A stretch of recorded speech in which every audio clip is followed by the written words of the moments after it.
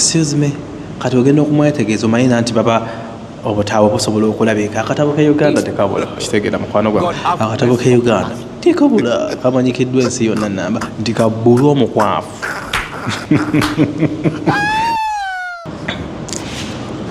Olwaleero njagala kwogera ku bantu abamu.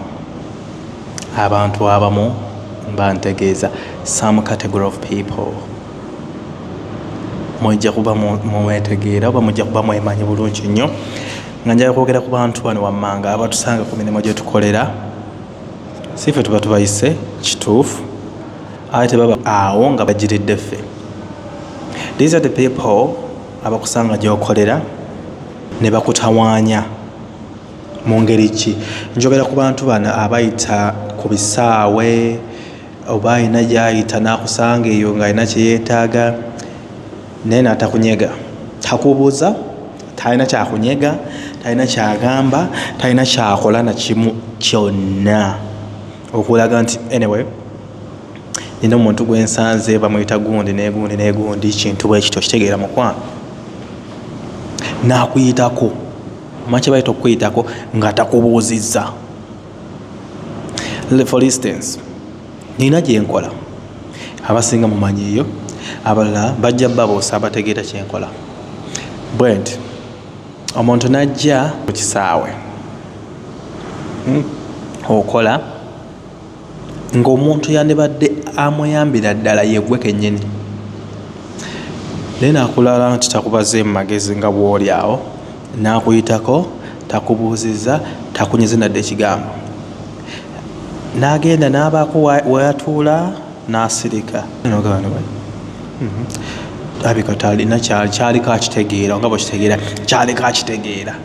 Kati wayitawo essaawa ng'emu bbiri omuntu y'omu oyo bw'aba nga teyeerabidde aba akyakujjukira bulungi yakuyiseeko yadde okunyega akagambo n'akamu nti oba nkubuuze oba njogere ki nze neebuuza bw'aba nga yeerabidde n'ajja n'agamba excuse me, kati ogenda okumwetegeeza omanyina nti baba obutabo busobola okulabika. Akatabo ke Uganda tekabula. Kitegeera mukwano gwange. Akatabo ke Uganda tekabula. Kamanyikiddwa ensi yonna namba nti kabbulwa omukwafu. Ndi kabbulwa omuki omukwafu. N'ajja n'agamba excuse me, kati bw'okalaba akatabo n'okyusa olulimi kale mukwano gyebaleko. Oli Munnayuganda? Of course ndi Munnayuganda. Kale mbadde simanyi. Osobola okumbuulirako eno geeti gyeri, osobola okumbuulirako oba kino ekifo kiri luddawa. Jjukira mu kusooka teyakubuuzizza kubanga ne bw'oba totegedde nti omuntu Munnayuganda kozesa olulimi oluli common lwasobola okutegeera mubuuzi mu Luzungu.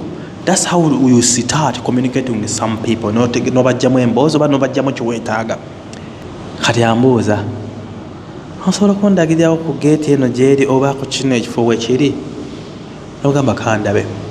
Olagawa nti ngenda Riyadi, ngenda Medina, ngenda Saudia oba Saudi bwe batyo. Kati ogenda okutunula ku boarding pass oba ogenda okutunula ku gundi kintu kyakuwaddeko otunula ku olabe kituufu gy'alaga ng'obudde bwamulese dda geeti eri ku last call obanga geeti baagiggadde dda kyokka ng'obudde bwonna abumaze atudde naye ng'ekyekyaleese ekyo butabuuza kwefuula amanyi ennyo. Bannayuganda mulina ekintu ekyo. Let me emphasize this.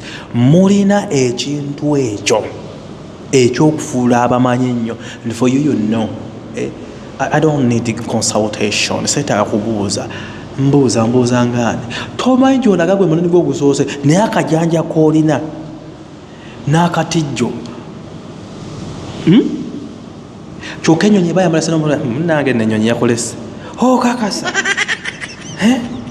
Nze mbadde mmanyi omugabo badde omanyi ekimaama kiki obadde omanyi kale n'olaba zimanya biki n'atuuka n'akaaba kati osobola kunya munnange sobola kuyamba. Ennyonyi eba ekulese ng'oli wano ku kisaawe sigamba nti otuuse leeti ennyonyi yo gisanze egenze wabula obaddewo ku kisaawe kuno ng'otudde oteredde onoonya KFC onoonya gye batunda bintu oli mu maalo biki ebyo nga obuzibu bw'ennyonyi okuleka ogenda gyesosolya mukwano ekutwala oba si ekyo tosobola kumala bbanga lino dene mwano eno bajja kuzza gyokoze eki kati sina sente natandika okukaaba naye nga ekintu kyabadde kintu ekikimu ekyamusuubiza byonna okwefuula amanyi ennyo obotabuuza obotabaako kyannyonnyola. Bannayuganda, stop that, because that is stupidity of the highest order. That is the kyekintu ekyasinza obufu okwefuula nti omanyi naye nga tomanyi. Ate ne bw'oba omanyi wabawo awantu nga weetaaga consultation tolowooza nti buli kimu kigenda kuba Monday oba Tuesday Wednesday. Buli kintu kikyuka. Oyinza okuba wayitako kisaawe eky'entebe ku luno oli ku kisaawe kyawalala. Kati tugeze waliwo abantu abalina gye bava nagamba ntambadde ku bisaawe bingi naye kino bwe kiti bakikola ne mugamba kino kisaawe kirala, this is a different area, ebintu bakola birala.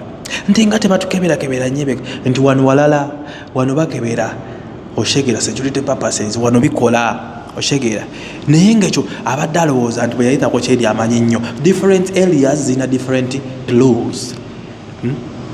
Kati ennyonyi emulese n'atandika okukaabira wojja nti kugenda mukuba okingirenye nze nkutunuulira butunuzi munnange nange nendekaawo kubanga I don't have any solution kubanga my department tesobola kukola ekyo wabula kiyabadde ekola kyadde kintu ekimu kusooka kukubuulira customer service kukubuulira nekugamba this is how it goes.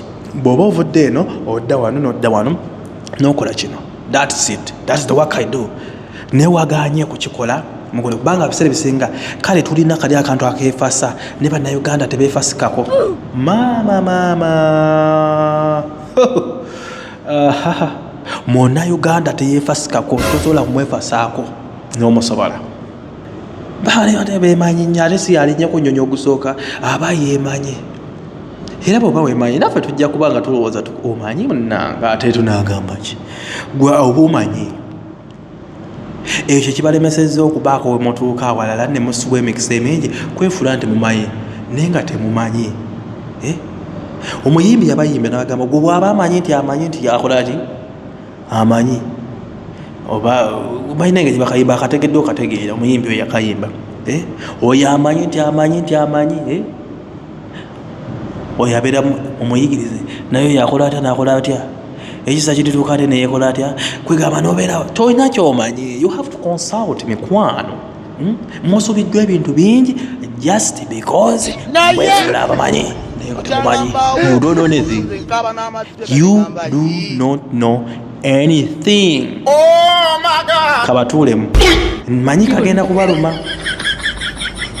kubaluma naye mwejjeemu akakeemanyi mwefuula ndabye abazungu wano wakira kubuuza emirundi ebiri to confirm the information. Nakamukwano ennyonyi eragawa nokamukwano okay let me see the boarding pass kubanga ayinza okujja nga ayagala kugambisa akamwa naye nga bwakugambisa akamwa gyagenda tulina ennyonyi za njawulo. Waliwo egenda ekiro egenda kumakya egenda olweggulo biki kati olina okulaba budde ki bwagendako flight ki gyagenderako n'omunyonyola nti no flight gyogenderako osigaza eddakiika 3 era yangu ogende eri ku last call.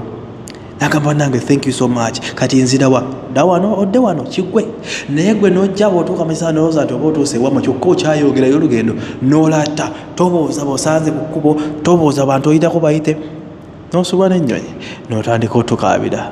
Come on guys, when you're fed up of that attitude, you should change your mind, change your mind.